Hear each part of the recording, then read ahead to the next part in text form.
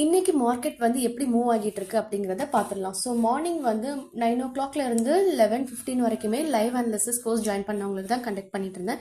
அதில் என்ட்ரிஸ் எங்கே ட்ரிகர் ஆகுது, எங்கே ஸ்டாப் லாஸ் வைக்கணும், எங்கே டார்கெட் லெவல் எல்லாமே டீட்டெயில்டாக எக்ஸ்பிளைன் பண்ணேன். ஸோ இப்போ அதை வந்து பார்த்துடலாம். ஓகேவா?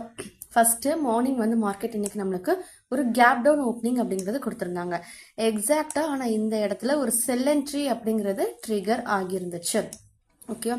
ஸோ செல் என்ட்ரி ட்ரிகர் ஆகி நம்மளுக்கு இவ்வளோ தூரம் ஒரு ட்ராப் அப்படிங்கிறது கொடுத்துருந்துச்சு. இந்த ட்ராப் ஃபர்தராக கண்டினியூ ஆகும் அப்படிங்கிறது தான் மார்னிங் எக்ஸாக்டாக இந்த கேண்டில் ஃபார்ம் ஆகுறதுக்கு முன்னாடி வரைக்கும் ப்ரைஸ் ஆக்ஷன் அந்த மாதிரி தான் நம்மளுக்கு வந்து சப்போர்ட் பண்ணுச்சு.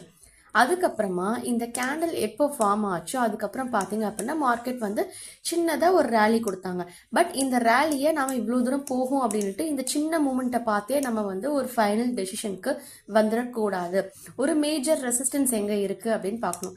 அப்படி பார்க்கும்போது இந்த 25,945 அப்படிங்கிற இந்த லெவல் வந்து ஒன் ஆஃப் தி ஒரு மேஜர் ரெசிஸ்டன்ஸாக இருந்தது. ஓகேவா? ஸோ இந்த ரெசிஸ்டன்ஸ் லெவலுக்கு மேலே க்ளோசிங் கொடுத்தா மட்டும்தான் மார்க்கெட் வந்து நம்மளுக்கு அப் ட்ரெண்டில் போகும் அப்படிங்கிறத நான் டெலிகிராம் குரூப் சேனல்லே மென்ஷன் பண்ணியிருந்தேன்.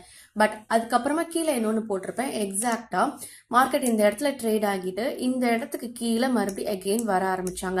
அப்போது இந்த இடத்துல ஒரு ஃபேக் பிரேக் அவுட் மாதிரி காமிச்சாங்க. ஓகேவா? ஸோ இந்த இடத்துல ஆக்சுவலி செல் என்ட்ரி அப்படிங்கிறது ட்ரிகர் ஆச்சு. இவ்வளோ பெரிய ட்ராப் கொடுத்துட்டு இதில் ஒரு 50% ஒரு ரீட்ரேஸ்மெண்ட்.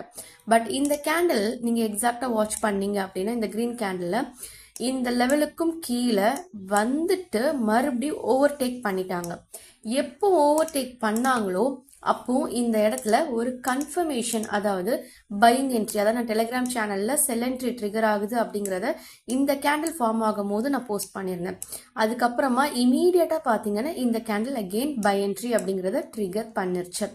இந்த இடத்துல பை என்ட்ரி ட்ரிகர் பண்ணிருச்சு. ஓகே, பட் அதுக்கப்புறமா மார்க்கெட் நம்மளுக்கு மேல ரேலி ஆகி போனாங்க. அகெயின் இந்த இடத்துலயும் ஒரு செல்லிங் ஆப்பர்ச்சுனிட்டி அப்படிங்கிறது இருந்தது. கீழே வந்தாங்க. பட் இமீடியட்டா எப்போ இந்த ரெட் கலர் கேண்டில் இந்த இடத்துல க்ளோசிங் கொடுத்துச்சோ அப்பவே தெரிஞ்சிச்சு ஓகே மார்க்கெட் ரிவர்ஸ் ஆக போகுது மேலே அப் ட்ரெண்டுக்கு அப்படின்ட்டு. ஸோ இது ஃபர்ஸ்ட் கன்ஃபர்மேஷன் அண்ட் இது செகண்ட் கன்ஃபர்மேஷன் அண்ட் இந்த இடத்துலயும் ஒரு கன்ஃபர்மேஷன் இருக்கு.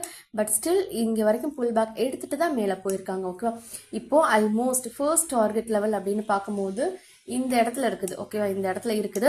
இந்த இடத்துக்கிட்ட எப்போ வந்தாங்களோ அப்பவே டார்கெட் அப்படிங்கிறது கம்ப்ளீட்டட். பட் ஸ்டில் இந்த இடம் வரைக்கும் போயிட்டு சாட்டிஸ்ஃபை ஆனாதான் மார்க்கெட் மைட் பி ரிவர்ஸ் ஆகலாம். இல்லைன்னா இந்த ட்ரெண்ட் ஃபர்தரா நம்மளுக்கு அப் ட்ரெண்ட்ல வந்து கண்டினியூ ஆகுறதுக்கும் சான்சஸ் அப்படிங்கிறது இருக்குது. ஓகேவா?